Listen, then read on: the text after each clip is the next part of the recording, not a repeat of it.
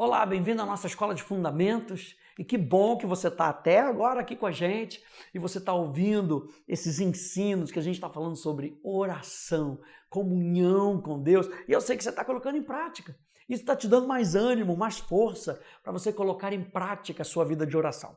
E hoje eu quero falar com você, dar algumas instruções sobre a sua vida de oração. E olha só o que diz 1 Tessalonicenses, abre aí comigo. Acha o livro aí de 1 Tessalonicenses, no capítulo 5, no verso 16 até o verso 18, diz assim: estejam sempre alegres, orem sem cessar. Em tudo deem graças, porque essa é a vontade de Deus para vocês em Cristo Jesus. Verso 19. Não apaguem o espírito. Meu Deus! E quando ele fala aqui de orar sem cessar, está falando dos seus olhos ficarem fixos nele.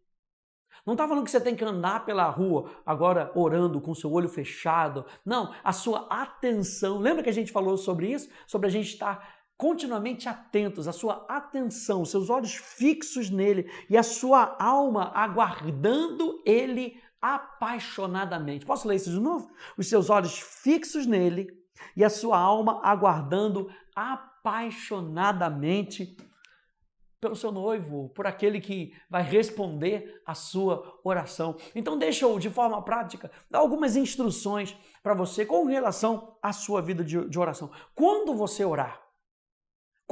orar, olha só, a gente observa que muitos dos heróis da fé, nas Escrituras, eles oravam.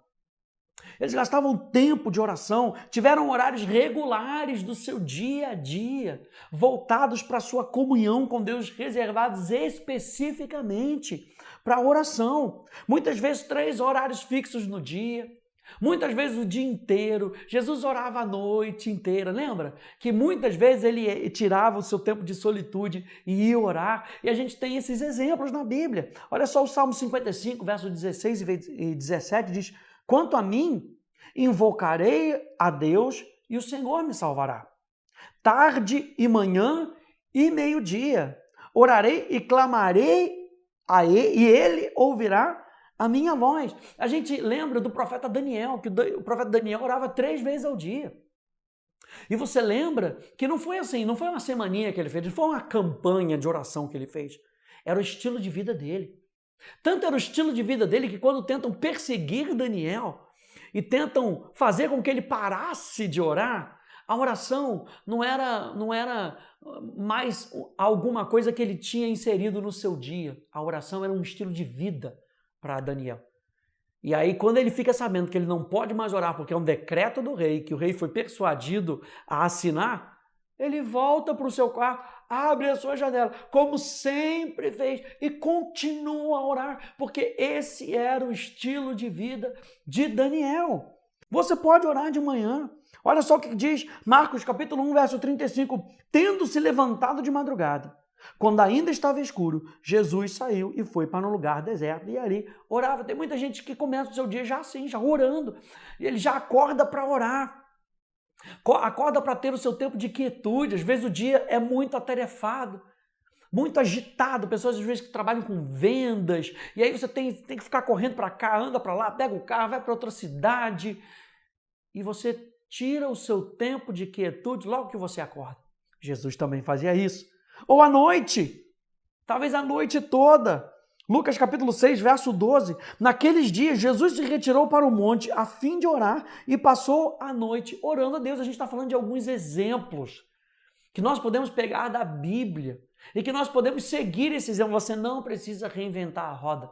Quando você lê a palavra de Deus, você vai ver esses exemplos te motivando a orar. Para que eu devo orar? Qual é o motivo da minha oração?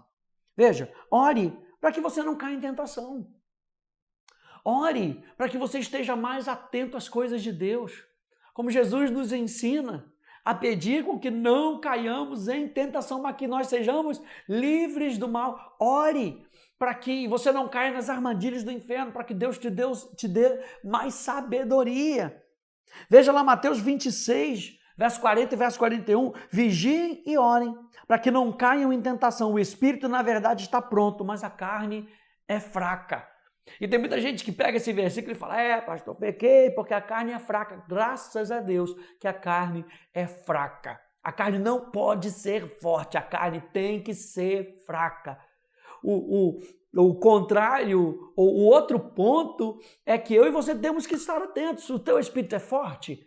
Você tem se renovado na palavra de Deus?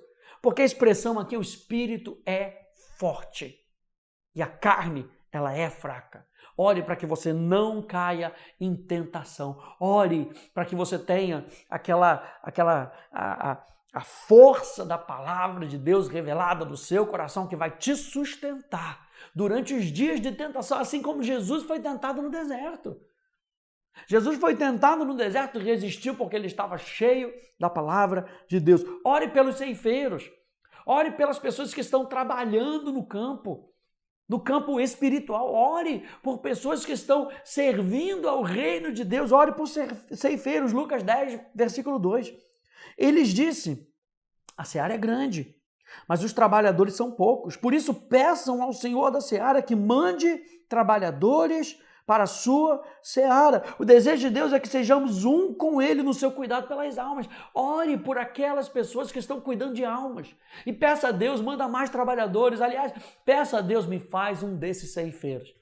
Me faz um desses trabalhadores que vai trabalhar no teu reino e que vai ganhar almas para o teu reino. Ore por quem tem autoridade, é isso mesmo. Não importa quem esteja na autoridade. Ore por quem está em autoridade. 1 Timóteo capítulo 2, é bíblico.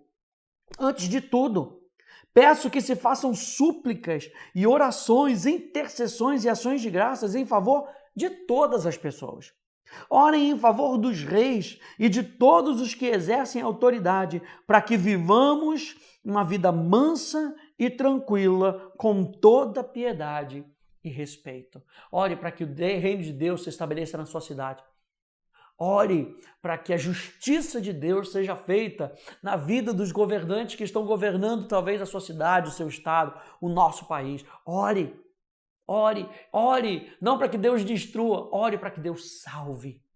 Ore para que a salvação alcance essa pessoa, porque se a salvação alcançar essa pessoa, nós vamos conseguir ter uma vida tranquila, uma vida cheia de paz. O que nós queremos é o reino de Deus alcançando as pessoas, e não o reino das trevas fazendo a sua bagunça. Então declare que o reino de Deus vai invadir a sua cidade, declare que o reino de Deus vai chegar aí nas câmaras de deputados, das casas dos vereadores, no nome de Jesus. Ore por eles, ore pelos seus inimigos. Lucas capítulo 6, verso 27 e verso 28. Digo, porém, a vocês que me ouvem, amem os seus inimigos, façam bem ao que os odeiam vocês, abençoem aqueles que os amaldiçoam, orem pelos que maltratam vocês. Então, gente, eu acho que é muito, muito interessante isso, porque muitas vezes o diabo tenta tirar a nossa paz. Em algum momento, tem alguma perseguição no trabalho, ou no seu condomínio, ou em algum lugar, e o inferno tira a sua paz, você não consegue dormir. Ore por essa pessoa e abençoe. Você vai ver que o seu coração vai ficar desprendido daquele sentimento ruim. Ore, abençoe, Senhor, abençoe fulano de tal. Ele está me perseguindo, eu abençoo, eu espero com que o teu reino alcance essa pessoa, eu espero com que o reino de Deus invada o coração dessa pessoa, para que ela seja transformada e seja um testemunho para a tua honra e para a tua glória. Você vai ver que você vai dormir rapidinho. Você vai ver que essas preocupações elas vão ficar de lado, porque o reino de Deus começou a dominar o seu coração e você, ao invés de amaldiçoar, você abençoou. Por fim, vigie e ore sempre.